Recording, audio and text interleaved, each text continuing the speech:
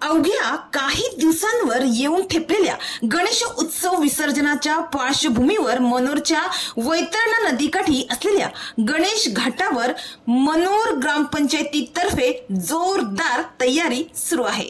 या ठिकाणी मंडप उभारणीच्या कामापासून ते भाविकांच्या सोयीसाठी घाट परिसराची स्वच्छता, प्रकाश व्यवस्था, पिण्याच्या पाण्याची सोय तसेच सुरक्षिततेसाठी आवश्यक उपाययोजना करण्यात येत आहे। एकंदरीत गणेश भक्तांच्या सुरक्षिततेसाठी स्वच्छता, प्रकाश व्यवस्था, पाणी व्यवस्था यावर विशेष भर दिला जात आहे। गणेश घाटावर मनोर ग्रामपंचायतीचे सरपंच चेतन पाटील व ग्रामपंचायत सदस्य हे स्वतः उपस्थित राहून काम करून घेत असल्याचं दिसून येत आहे। हे त्यांचे कर्तव्य असून ते आपली जबाबदारी पार पडत आहे असे म्हणायला हरकत नाही।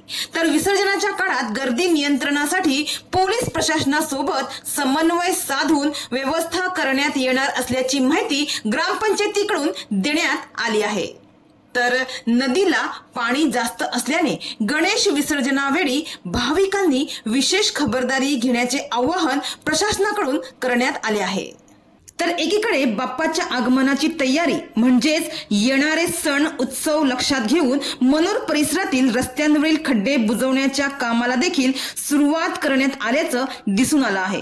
सणासुदीच्या काळात भाविकांना व नागरिकांना वाहतुकीत कोणतीही अडचण येऊ नये यासाठी ग्रामपंचायतीच्या देखरेखीखाली हे खड्डे भरण्याचं काम सुरू आहे। संबंधित विभागाने म्हणजेच NH 160A यांनी तत्परता दाखवली आहे। मात्र प्रत्येक वर्षी मनोरच्या काही ठिकाणच्या रस्त्यांवर खड्ड्यांचे साम्राज्य दिसून येते आणि बाप्पांच्या काळात हे खड्डे विघ्न ठरत असल्याने त्यांची तात्पुरती मलमपट्टी करण्यात येते।